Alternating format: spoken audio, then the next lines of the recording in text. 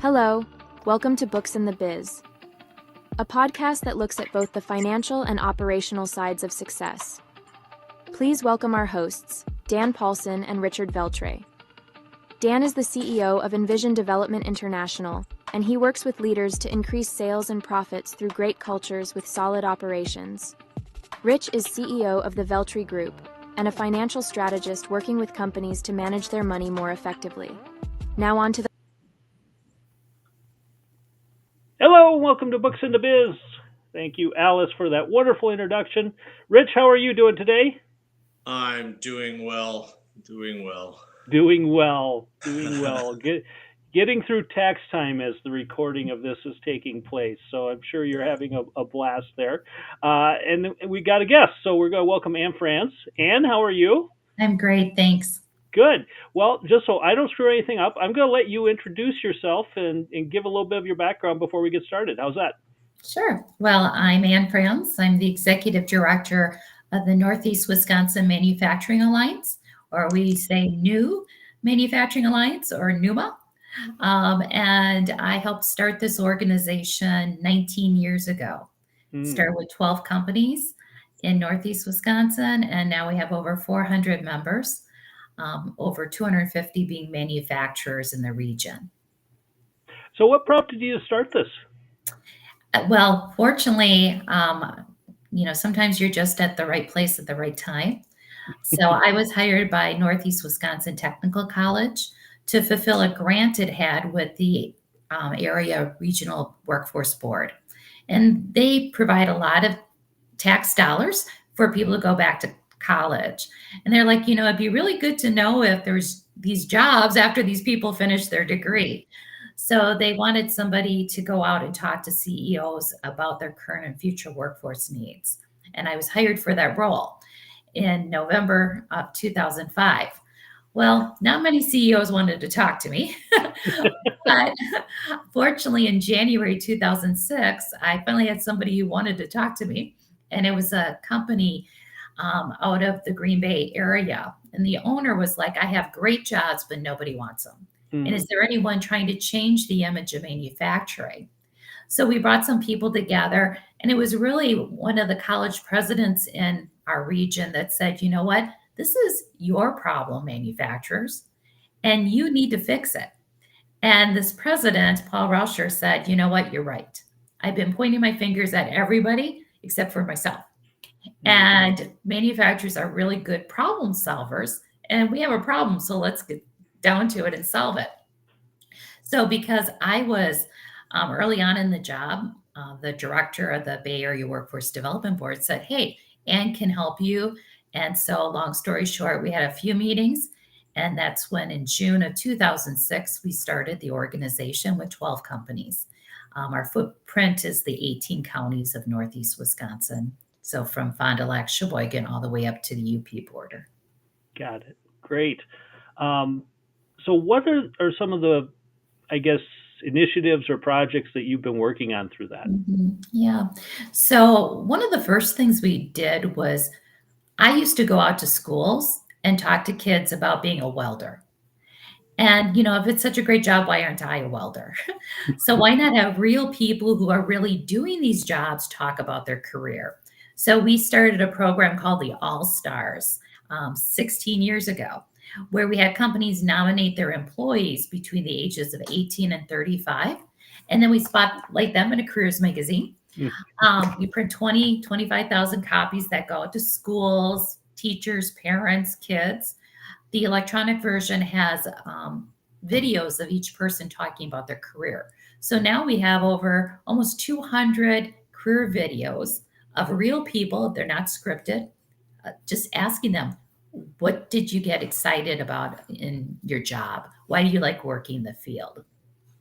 Another thing we found with K-12 is, a lot of times we work with high schoolers, but they've already kind of decided, some of them, where they want to go.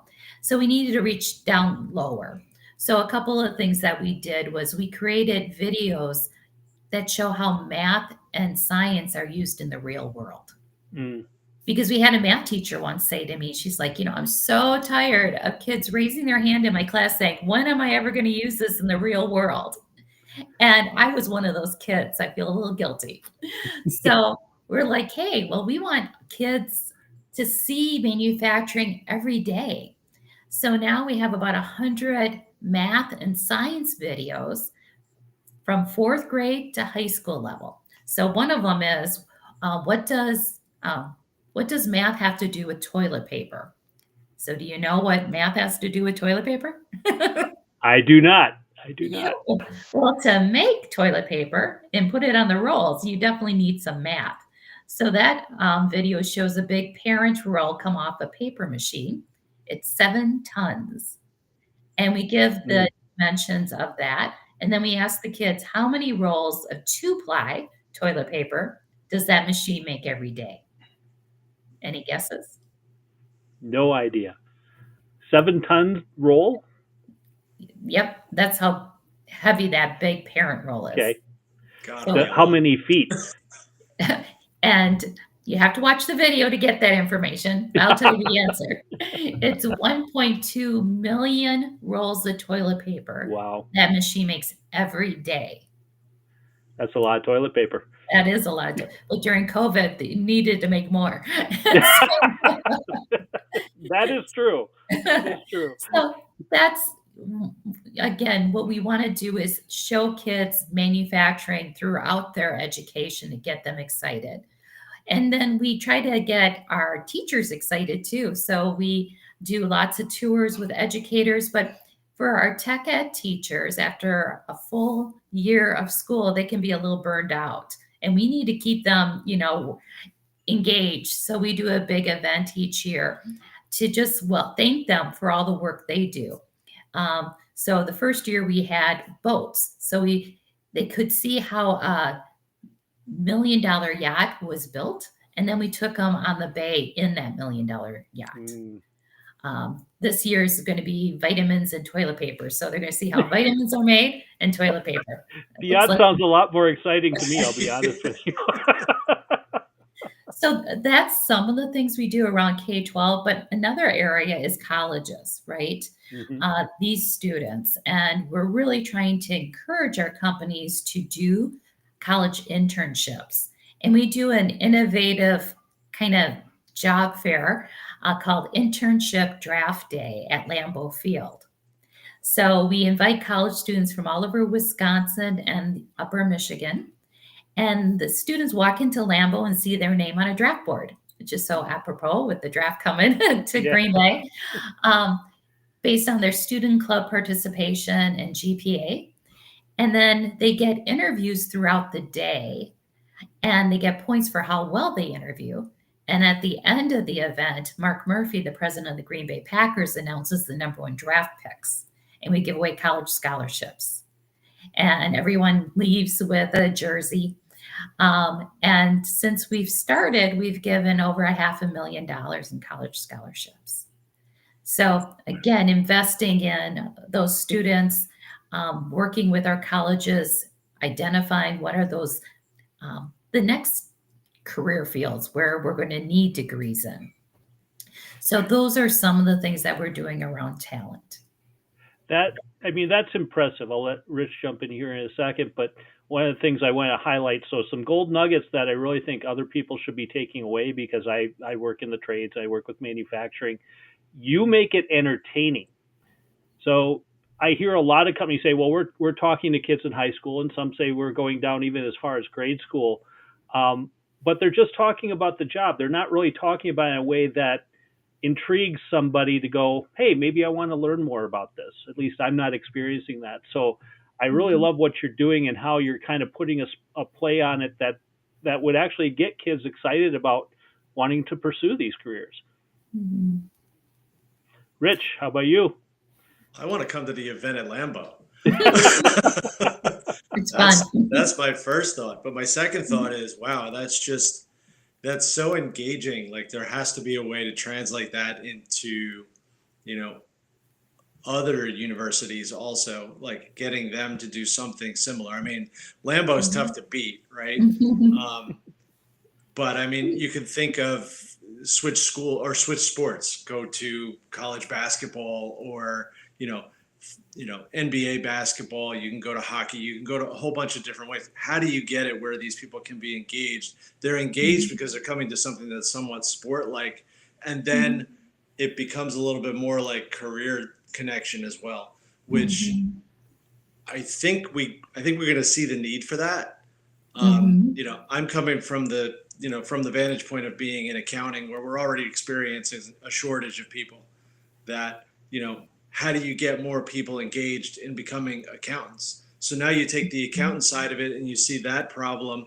You can translate to the same thing about nursing. You can translate the same thing to, the manufacturing, and you can carry it across the country.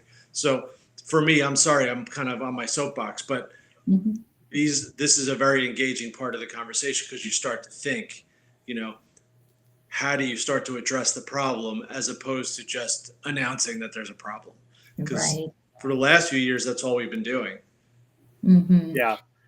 I think the key to that is you've also switched where the focus is. The focus is on the prospective employee versus on the company. Because many companies go out there and talk about how great we are, what kind of work you're going to be doing, what kind of culture you're going to be in. But really, I mean, when you go into draft at Lambeau Field and see your name on the board, that's pretty impressive.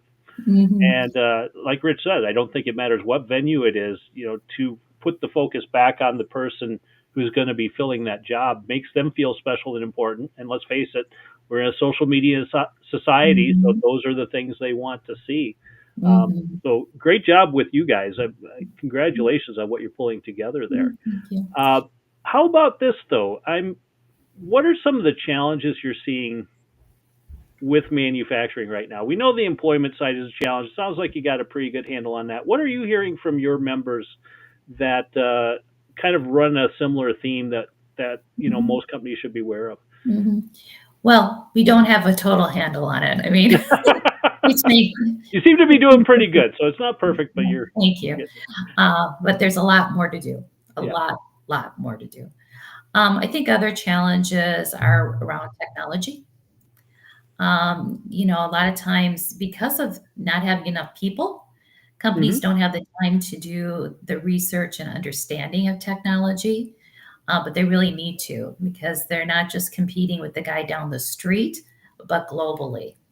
And so several years ago, we started working on Industry 4.0, helping our companies understand those technologies. We have a task force. So I have task forces, no committees, because I've been on too many committees that sit around a table and just talk. So we're doing.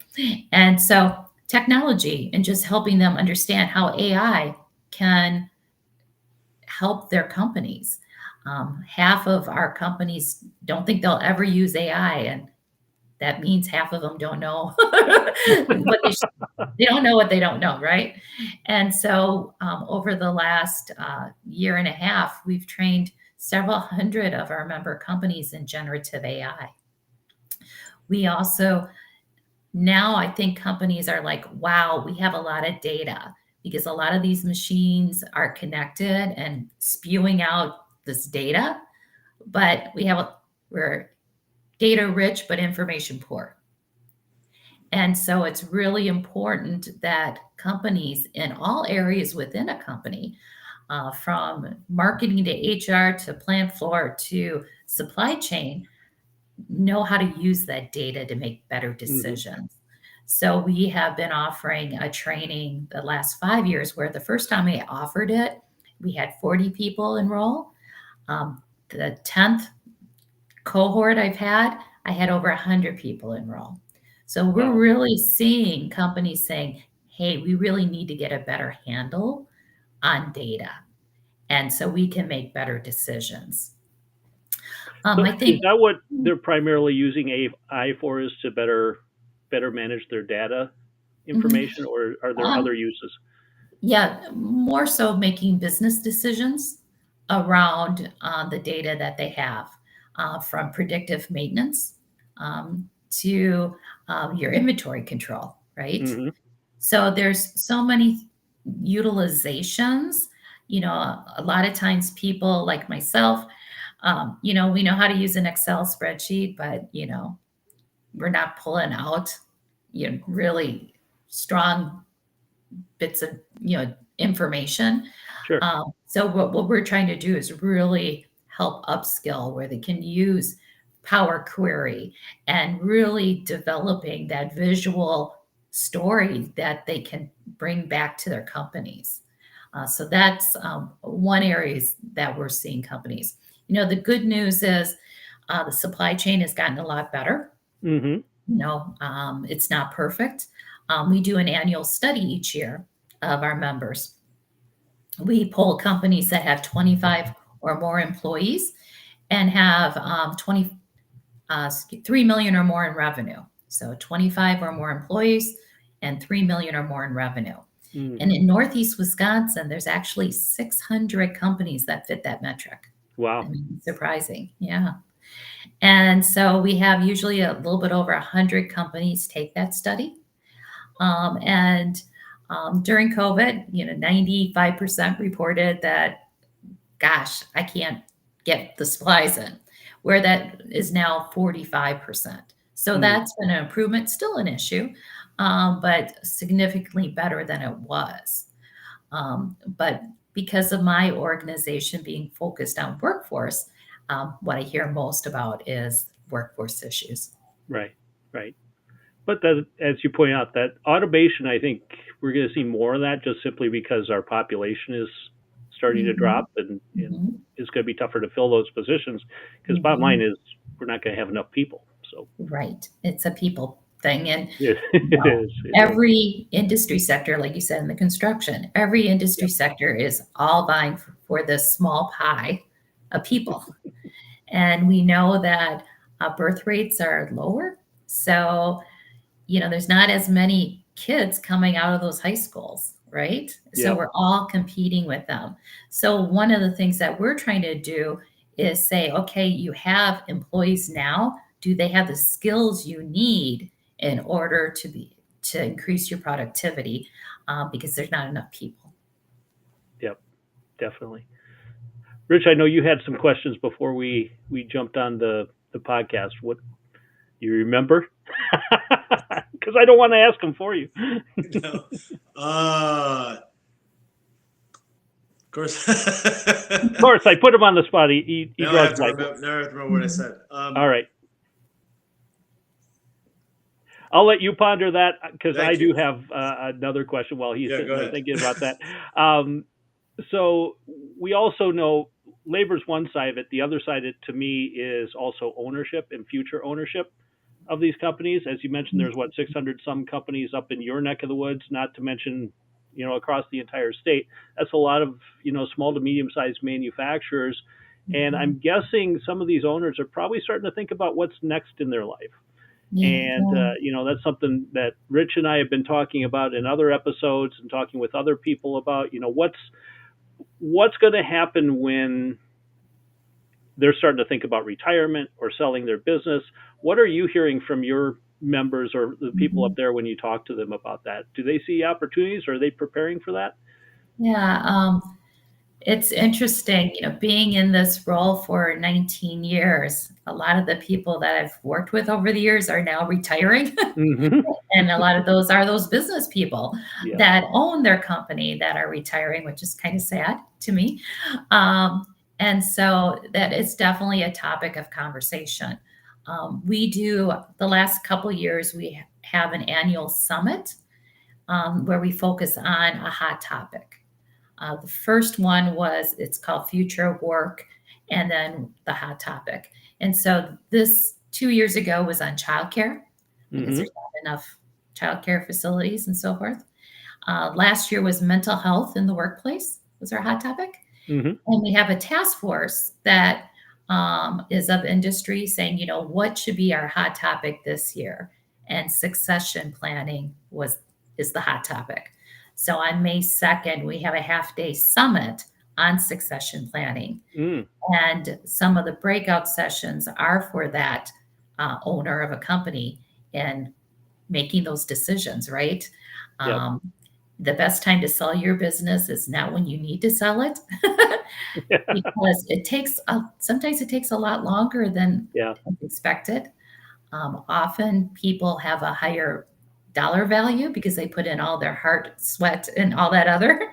But unfortunately, that sometimes does not equal how much you can get for that company. Right. And so the time to really start thinking about selling a company is really before you want to sell it, right? Right.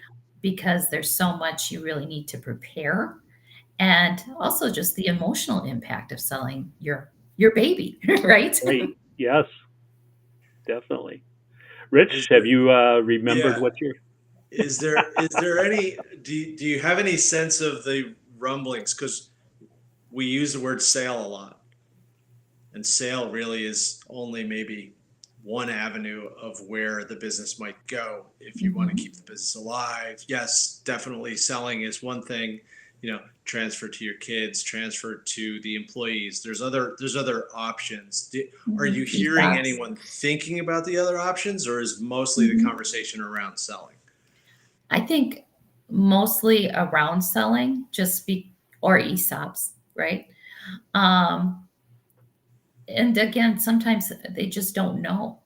Mhm. Okay. They don't know what they don't know.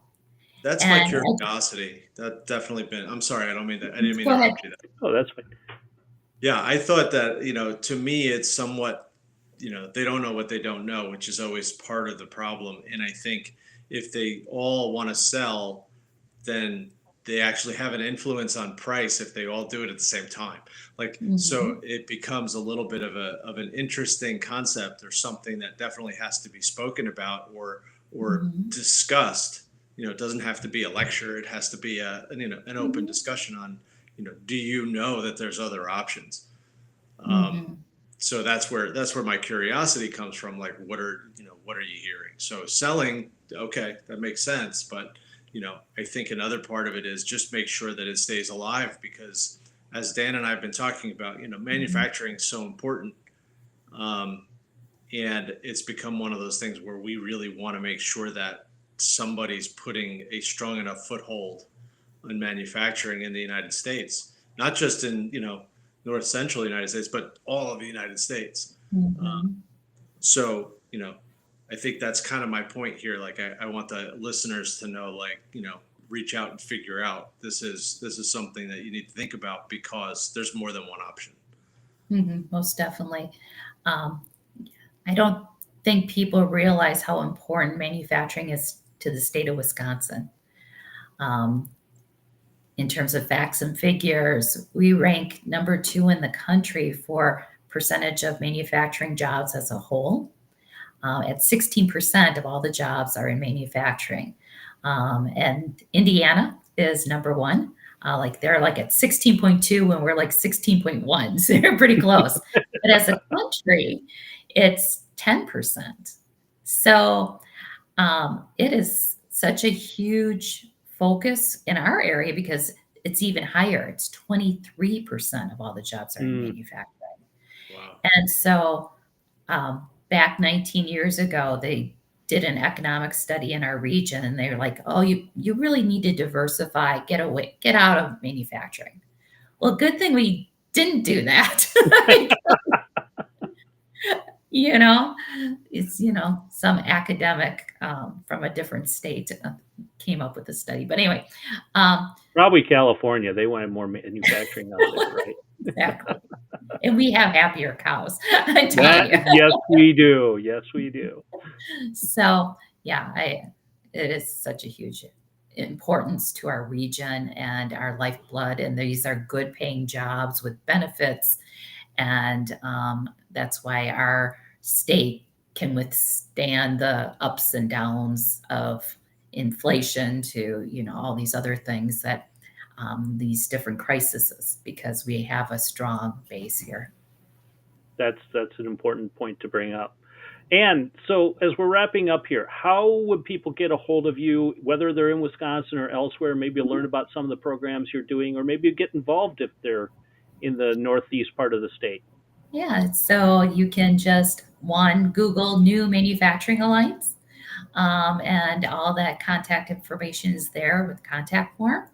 And happy to talk with anyone about how to create these nonprofit, private, public partnerships in your area. I've had the opportunity to speak in 15 different states and bringing people together, and even Italy. So if you're from Italy, I'd love to go back again. Why not, right? Great. Well, thank you. Rich, how do they get a hold of us? Send me an email, rich@xcxo.net. Great. And I should probably throw in here that since we were talking about succession, shortly after we air this, we're going to have a succession workshop. So we're going to be doing a webinar on April 24th at what time, Rich? 11 a.m. Central noon Time. Eastern. So, I think it's noon Eastern. Noon Eastern, yep. Yeah. And we'll be talking more about some of the things that we've kind of alluded to here is what do you not know that you need to know? And then we've got a workshop series following that we'd love to have you part of. You can get a hold of me at dan@xcxo.net.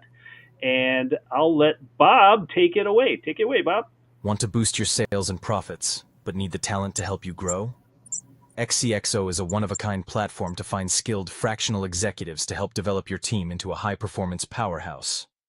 Fractional leadership is a great choice when you consider the average executive-level candidate can cost you hundreds of thousands of dollars in salaries, benefits, and incentives.